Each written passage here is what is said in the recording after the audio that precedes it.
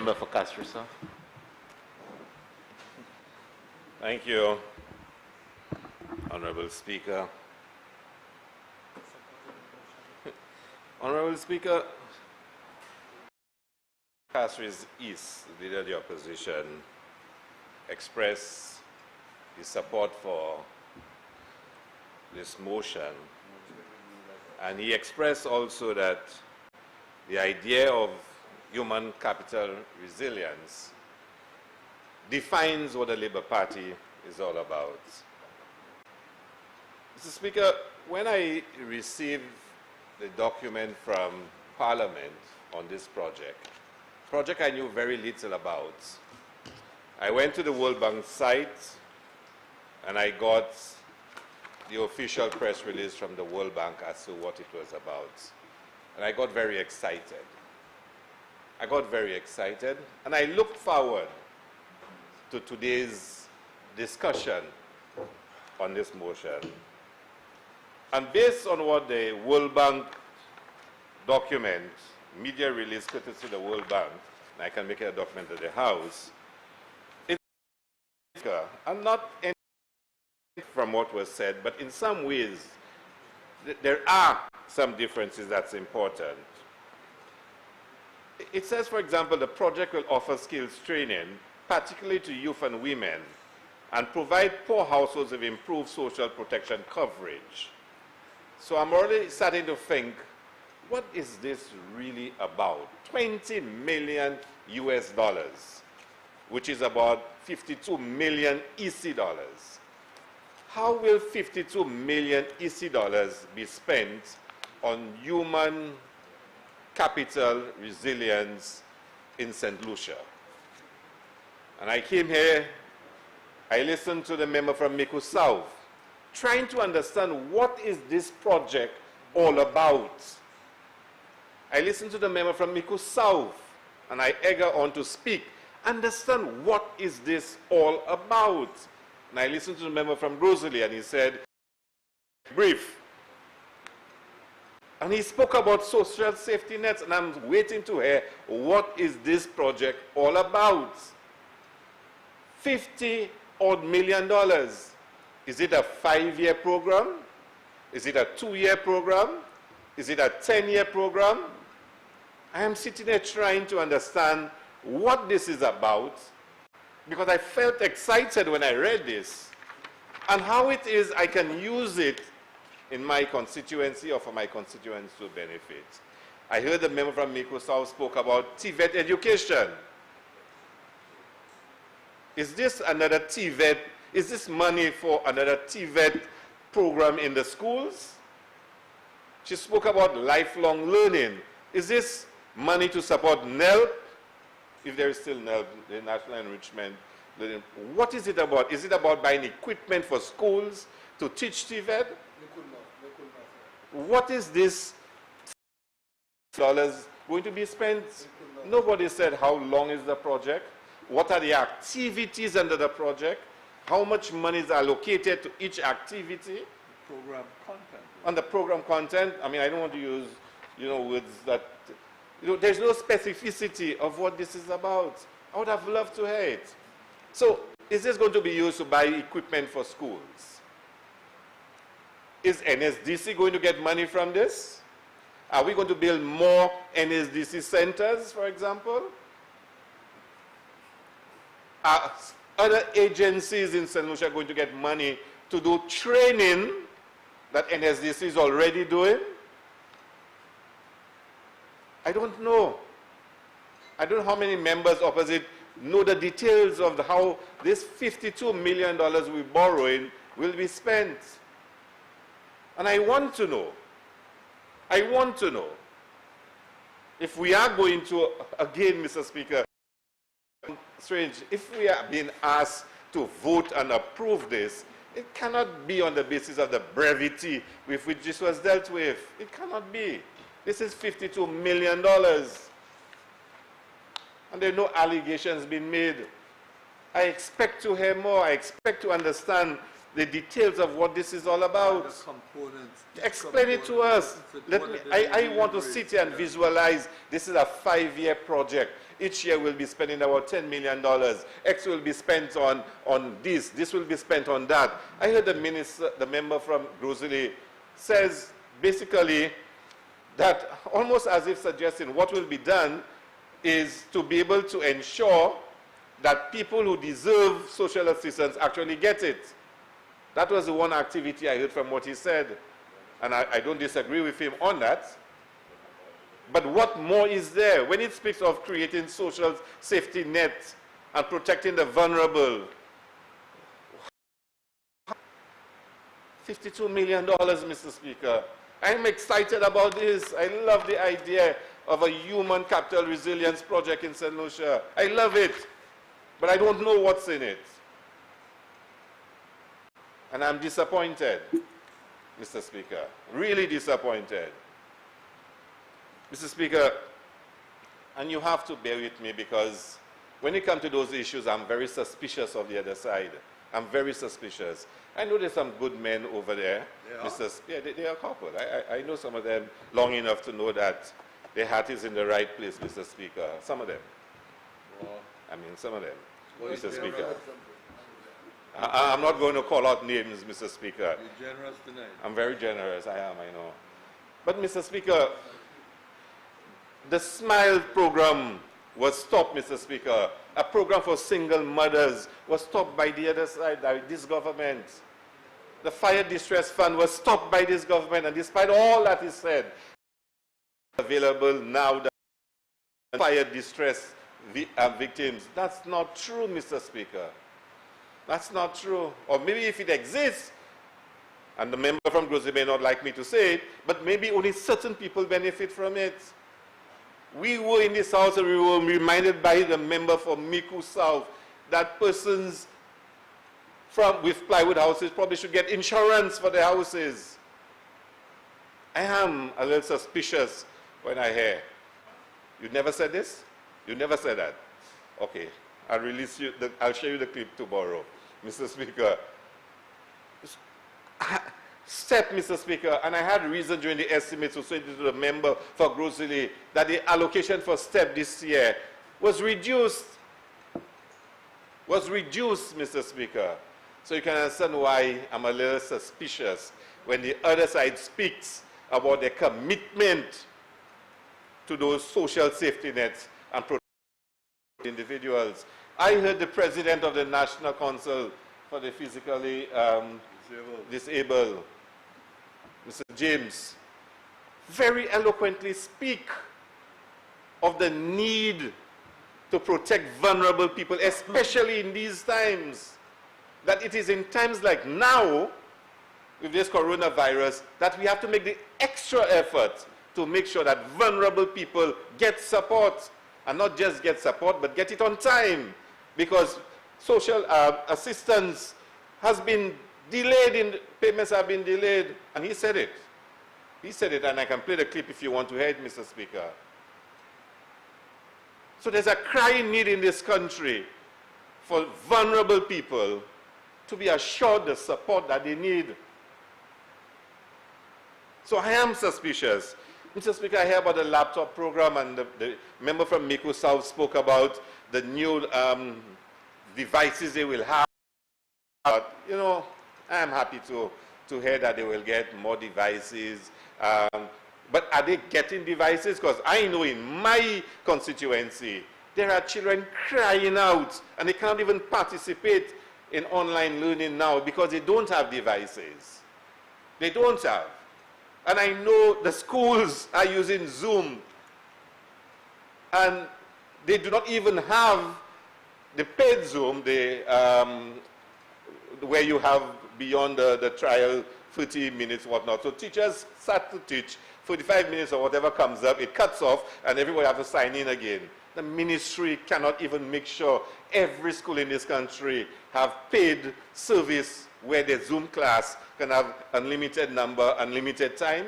Just think about that. In this crisis, when we're saying teach online, you still have classes where teachers have to wait and everybody get cuts off because the time expires. The ministry cannot even get that in place for our teachers to teach in schools. How much does it cost this government? I think I pay about 19 US a month for my subscription. I think about 19 US. So you have children in schools with no devices, and schools don't even have the facility, the platform to teach. But we hear talk about new devices, and new devices, and new devices. And then I'm hearing tonight that they have to pay $250 a year subscription for the license. Now, some of those parents can't even buy uniforms for the children, huh? Can't even buy uniforms for the children. But I guess Department of Equity will deal with some of those issues. So, Mr. Speaker, I'm always suspicious when this government speaks about their commitment.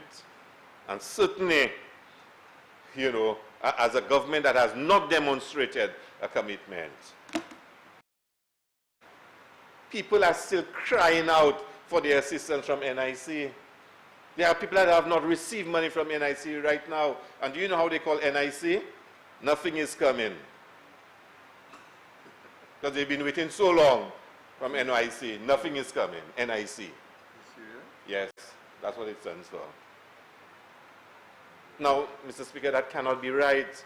We are already in June, and there are people who still cannot get the assistance. So when you tell me about your commitment and your empathy, I'm a little suspicious. And for the other program where you are not an NIC contributor, there are ads saying to apply to gotv.lc and you will get assistance. Now that one, I mentioned it last week. Which department of government is responsible for processing those payments and making those payments? Nobody has said. And I meet people every day who ask me if they from this. And only this morning, a couple of individuals stopped me right outside asking me about those programs and how they can benefit. It's already in June. And a couple of them were vendors, and you know what they said to me? Even now in COVID, they still come and collect $6, I think, a day for their tree. I think there's one fee for tents, another fee if you have a tree. So CCC still expects them every day to pay for having a tree. And they're suffering. We heard in recent times, Mr. Speaker, boat operators complaining bitterly about the interaction of the Ministry, the Department of Tourism, that they've been told that the country is opening up and the only boats that will be allowed to operate are catamarans. And they're saying to them that makes no sense, because if people want to social distance and a family of 2 or 3 comes to St. Lucia and they want to go and take a trip somewhere, they're not going to go on a catamaran with 50 to 100 people, and elected members in there who own boats. So they know about those things. And the boat operators are angry about it because they see their livelihood being, you know, threatened. The taxi operators, I'm sure the member from Castle South is, and maybe the member from Answer County knows a lot more about it, but the taxi drivers are complaining, saying that they've told them they need to go and get re-registered and a whole set of details. And the thing about it is that I don't know the details, so I'm not going to pass judgment. But the fact is, in these times of crisis, people want to feel empathy. They want to feel you care about them. And they want to feel that there is a support structure helping them face the crisis. Because there's a lot of psychological pressure, Mr. Speaker, in these COVID times, you know. Serious psychological pressure. I know it, I'm feeling it. To me, I'm getting lazy. My usual schedule has been hampered. My hours has been curtailed. The Minister of Health saying everybody should be in by 9 o'clock or else it's witchcraft you involved in or something like that. So my hours, Mr. Speaker, because some of us are hyperactive, we're active, we're all over the place, and all of a sudden you find yourself have to be constrained in a house for so many hours. Far less persons that cannot even understand where their next meal will come from, their salary will come from. There's immense psychological pressure, Mr. Speaker, for those individuals. And they're not feeling that the government cares about them. They're not feeling it. So again, Mr. Speaker,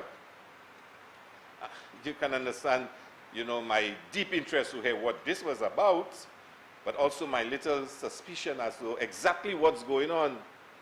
I mean, I heard the Prime Minister today in speaking about Barbados. The Bajans named their program BOSS. And like the Prime Minister of Barbados said, the program is like a boss, an optional program. And this is how they design the program in public servants. They can decide they want to cash in their bonds. And if they do it by a certain date, the government will replace the bonds with cash for them if they need their full salary. Of course, if they do it after a certain date, they'll get it at a discounted amount. Sorry? How much time do you have to hold it? I think 18 months or up to 5 years. Every 6 months you get the interest. But there are two significant things. An individual can decide that I want my full salary, and they will get their full salary. They can decide to do so. And you say, no, Mr. Speaker, if you want, I can print the entire document from the government of Barbados. Boss, a personal guide. I have it right on my phone. It was sent to me. So I'm sure if the Prime Minister read it like me, he would understand it like me. The interest rate is different. You have the option to say, I want my full salary this month because I'll need my full salary. And say, I don't want my full salary. I will take the investment. It's optional. It's optional, Mr. Speaker.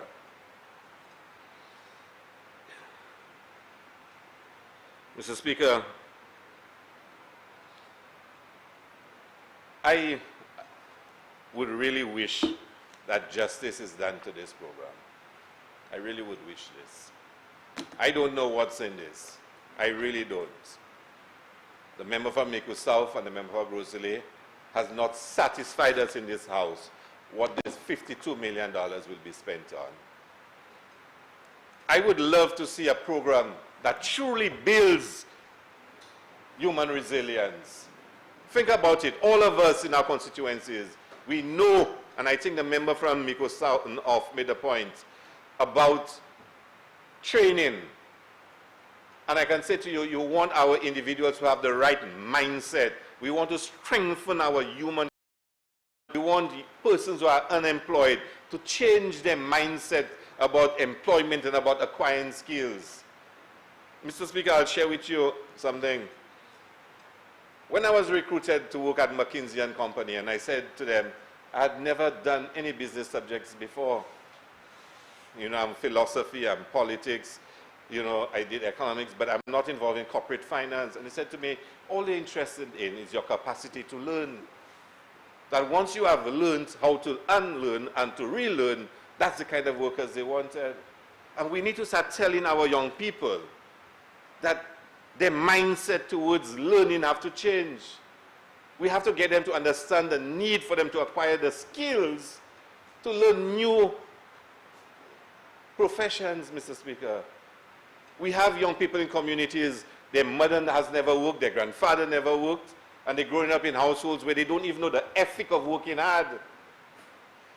And we need to start working in their mindset. How be motivated to get up and go and learn skills and to pursue a profession and look for a job. And if they do not, if they're working in the hotel sector and it's not really working out for them, they can move into another sector and they know how to get the skills to move into another sector.